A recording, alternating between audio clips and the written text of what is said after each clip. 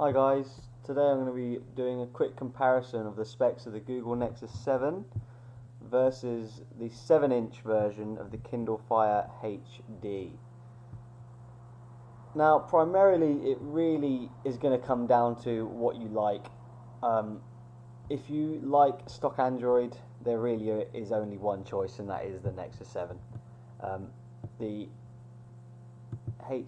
Kindle Fire HD is a completely skinned ice cream sandwich variant that if you picked it up and I didn't tell you it was Android, you wouldn't know. That's how much they've skinned this thing. I mean, it's ridiculous. Personally, I don't like that. I'm a stock Android lover, so I would go for the Nexus 7. But you know, everyone's different. Okay, so let's have a look at the main internals of this thing. 7-inch version has the same, it doesn't say here, but I know it does have the same resolution as the Google Nexus 7, which is 1280 by 800. The 8.9-inch version has a much better resolution, but I'm not going to talk about that because we're doing a direct comparison with the 7-inch version. The processor in the 7-inch is a dual-core 1.2 OMAP 4460. Now, if you listen to the press conference from Amazon, they actually said that this processor was better than the NVIDIA Tegra 3 processor. You know, I don't believe that. I can't tell you for definite until I see benchmarks and user experience, but yeah, I highly doubt it. Even if it is a bit better in CPU, it will not be better in GPU because the Tegra 3 has a UPL GeForce GPU, which is, well, epic basically. You know, it'll run any game perfectly at the moment anyway. Yeah, so I mean, they said it here.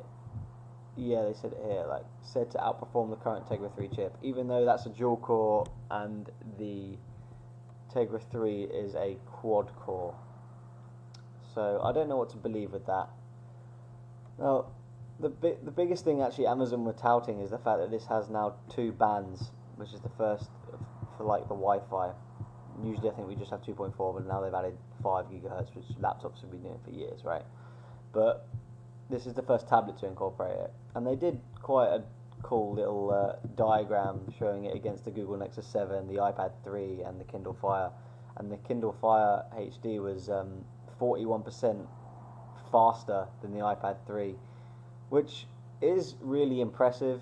But when you think about it, if that's the main thing that they're kind of going on, the fact that their Wi-Fi is faster, it's kind of like big deal, right? I mean, yes, it's good that the Wi-Fi is faster, but it's not like I've seen people hold the iPad 3 and go, oh my god, this is really slow Wi-Fi. Okay, they're much more bothered about other things than that. Front-facing camera on both doesn't say the megapixel here, but this is 1.2, so 720p is fine. Another main point is the pricing. Now, this is what really put it in the range of the Google Nexus 7, the HD. The 7-inch version, 16 gig. I should talk about that first, actually. Yeah, the 7-inch version has 2 variants, a 16 gig and a 32 gig, whereas the Google Nexus 7 only has an 8 and a 16. You can see that here. I mean, it only says 16, but I know for sure it has a 32, and this is 8 to 16. So you get more storage with the Kindle Fire HD, which has always been kind of a problem with the Nexus 7, and Google were always like, yeah, but the Nexus 7 is a cloud device, so you don't need the storage. But, you know, what happens if you don't have the internet? You know, it's always nice to have the actual storage. So anyway, moving on to the pricing, taking that in mind, the 7-inch version will cost $159, which gives you 16 gigabytes of storage.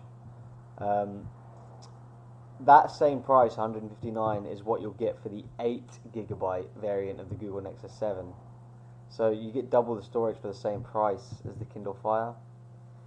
And for the £199, you get the 32 gigabyte, which is the same price again as you get for the 16. So they've doubled the storage on both, which is kind of is really good from Amazon. You know, more storage is just nicer. It's always nicer to have, right? But I mean, that's all there is to say about them without actually having a go with them both. I mean, you can see from the pictures here, there are videos if you want to go check them out. I mean, all you can see kind of from what looks like Android is this kind of the top bar. I mean, this is obviously Amazon stuff. They've got the Amazon App Store. You probably won't get the Google Play. My opinion, if it was me choosing between the two, even though I haven't had a go on the Kindle Fire HD, I would choose the Nexus 7. Just because it's going to get all the latest updates from Google. It's stock Android. It's Jelly Bean, the newest version of Android, and it's silky smooth. Yes, the storage issues can be annoying. There's no SD cards on both. I just prefer the Nexus 7 so far, in a way. The Kindle Fire obviously has access to all of Amazon's services, which is a lot, and it is impressive. But I would go with the Google Nexus 7 if it was me. What else do they talk about here? HDMI out on the Kindle Fire HD. I don't think the new Google Nexus 7 has HDMI out, but I think you can get video out. Although I'm not completely sure, that might have been a problem with the Nexus 7. It might not have been able to do that. So yeah, that was a quick look at the specs for both. I hopefully will be able to get a comparison when the Kindle Fire comes out, and I'll do a versus video and do some benchmarks on them, try and get some stuff loaded on them and see what turns out to be better. I hope you enjoyed the video. Catch you later.